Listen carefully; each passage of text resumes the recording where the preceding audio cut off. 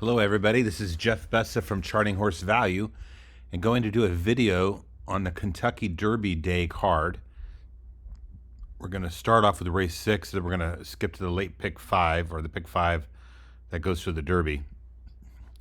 As I go through this, I'm going to be talking to you about who I think is the best win wager, who I think you should use in serial exotics depending on your budget, and who I think you could be using underneath in vertical exotics like trifectas, superfectas. Now, how you structure your bets and how you handicap is up to you. Some of you are probably going to be looking heavily at the past performances, which is a good idea.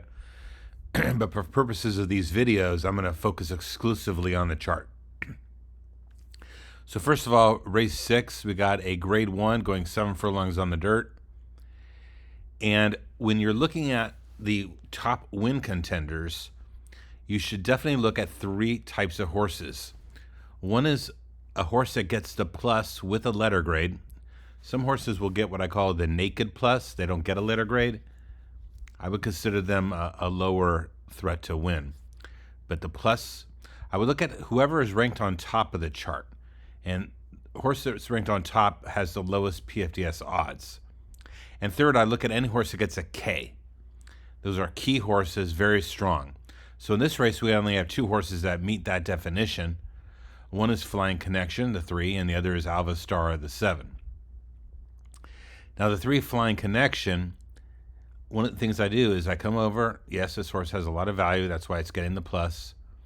And the 92 energy is a bit slow. In fact, it's tied for lowest in the race. So that's a concern, okay? And I would want to factor that in and look at the past performances. But the horse has 2 3s in the rank column and a 1 for best jockey and trainer in the race. And the horse is coming off a short layoff, cutting back in distance.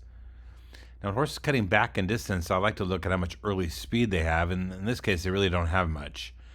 So there's a lot of mixed signals on this horse. I don't love this horse. But if I was forced to bet to win, this is the horse I'd probably be looking at first. 7 is definitely the biggest threat to win. It's a favorite, though. 2-3 form cycle could improve. Got the fastest energy, great tactical speed, and gets 4 ranks of 1 and gets the K. And this is a very, very strong contender. You got to use both those horses, or you could even just single the 7. But you got to use both those horses in serial wagers. Vava would be a backup that I would look at. Seahorses in general are not great bets. This horse ranks 2nd in PFDS odds. This would be a backup or budget permitting. And then vertical exotics, I like to look at the best closers. And the best closers are Sterling Silver with a poor trainer, but C with a 101, and then Chi-Town Lady with the 2-3 form cycle, just like Sterling Silver, C1 with a 102. So those are horses I'd be looking to fill out the bottom of any vertical exotic tickets. All right, that takes us through race 6. We're going to move to race 8. I think this is the 3-year-old mile race. Carbone ranks on top with the C+. C+'s win probably 12.5% of the time. So it's not a great wager, but does get the best PFDS odds, but then declines on best odds. That's a concern. 10-1. Is it F9? There's a bunch of Fs in this race. This is a 1-turn mile. They're going to have plenty of time to sort themselves out. Doesn't mean the pace will be that fast, but if a horse is an F and they don't get the lead, it's a big disadvantage. You got this horse down here, Vlahos, who figures to get the lead with the F9 111. There aren't any really good closers in the race. Nash should get a good trip. He's got a 90 late speed. That's okay. Who Day is a 92 late speed and gets a B. I would consider both of those as well. But as far as the pick 5, I don't have a ton of confidence in this race, and I may be looking to go 5 deep. Use all 5 of these letter grades. And that's probably the 5 I would also look at using in vertical exotics. And I would probably try to fade this 8, who, is not a great bet, certainly as the morning line favorite. So that's race 8. Race 9, we got 8.5 furlongs on the turf. Same rules. I like to look at the plus horse. That's the 11, Cugino. And I like the top horse with PFTS odds number 1. That's the Legend of Time. Those are the top 2 horses I'm looking at. Now, if I go deeper, I'm going to be looking at these B's and C's if I'm going deeper. And then with a turf route, I want to see who has great late speed. So Set has great late speed, and the other one that's got great late speed is Twirling Point, the 1. And so that's a horse I would definitely be using underneath in vertical exotics. Moving on to race 10, another 7 furlong sprint. And the top horse is Zozos, but Zozos is coming off a 6-month layoff. And I hate touching morning line favorites that are coming off that big a layoff. So that's a concern. There's not a lot of speed in this race, and Hoist the Gold, the 11, figures to get the lead. And this is a very strong contender. And this horse is cutting back in distance. And when you cut back, I love to see horses with great early speed, and this horse has it. This is probably the horse I would bet to win. And then backups are 3 Technique, Mr. Wireless. And Mr. Wireless is also the best closer in the race. And at 7 furlongs, some horses can pick up pieces, and this was definitely a threat to do that. This horse is even a threat to win with the 1 in energy, the C overall. This horse is definitely a threat to win. Great closing kick, 2-3 form cycle. So Zozos and Hoist the Gold is probably my top win contender. Zozos is a threat, but tough off the layoff. 3 Techniques also coming off a layoff. And then Mr. Wireless, I think is a must-use as well. The turf race, the Grade 1 turf race, the plus goes to a horse ranked really far down on the chart, Naval Power, who got a dream trip to win his last race.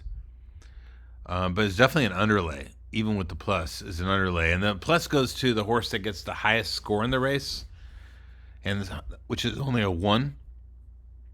So this is a weak plus, to say the least.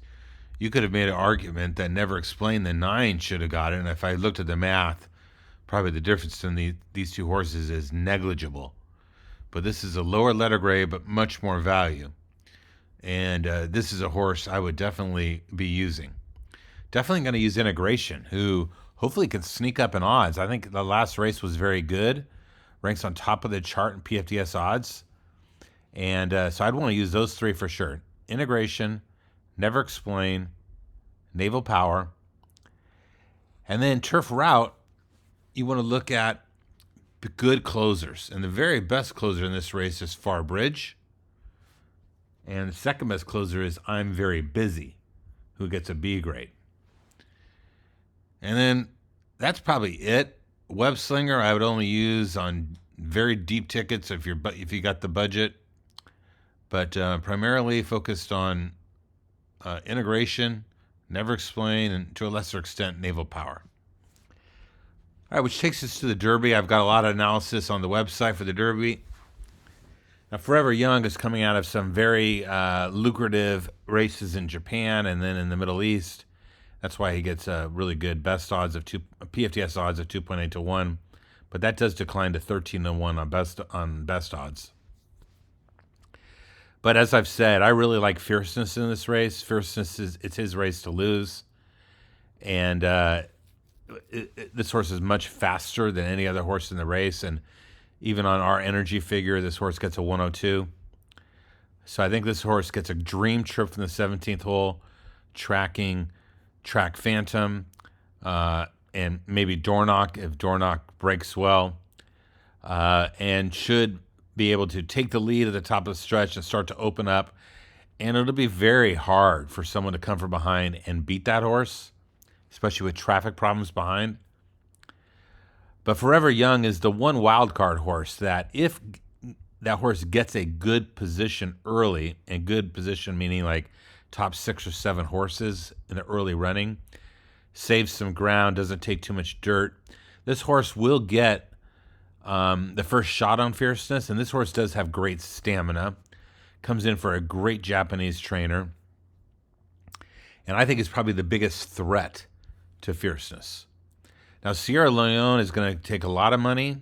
It's a big closer, and I just feel like it's just not the right running style. It certainly can happen, but if I'm going to go for a big closer, it's got to go wide or avoid traffic. I would prefer a much bigger price than 3-1. But this horse is a great closer and certainly could get a piece. Now, Just a Touch lost to Sierra Leone in the last race, but that horse is only raced 3 times lifetime and could improve further and has great tactical speed. In fact, was sitting second chilly in that bluegrass race and ran a great race. It could improve off that. So Just a Touch is a horse I think you could definitely run well. I don't know if Just a Touch could be forever young, but could definitely hit the exacta. And as far as horses underneath, I'm not going to go through all of them, but I am going to highlight one that I just really like, and that's Just Steel. The analysis will go into much more detail on other horses I think you could consider. But Just Steel ran a very good second behind Muth, who would probably be second choice in here. And I think that was a fast race and a very good second. And this horse is for the coach, Dwayne Lucas, knows how to prepare horses for the Derby extremely well. And it's ridden by Keith Asmussen, who's a young jockey, but very smart, good jockey. And I think going to get a ton of great coaching from his father, from his uncle. He's going to ride this horse properly. I like the 6-hole draw. And this horse has more tactical speed than you think. So I think this horse could be in a good position early and will finish strongly. Not sure this horse can win, but could set up a nice exacta or trifecta underneath Forever Young. As far as horses I think are bad bets, and those are Catching Freedom and Honor Marie. Both great closers coming out of Louisiana, but going to get over bet in the trifecta pools and maybe could slug up for third or fourth. But these horses just aren't that fast and got to navigate a lot of traffic. And I put them behind Sierra Leone, who I think can just gobble up the ground. It's got a huge stride. But I don't like any of the closers really, and I like Fierceness to win, and horses like Forever Young, Just a Touch, and Just Steel. My big 3 underneath Fierceness. Okay, that's the Kentucky Derby card. Got any questions? Shoot me a text or an email, or shoot me a direct message on Twitter. Happy to answer any questions people may have. Thank you.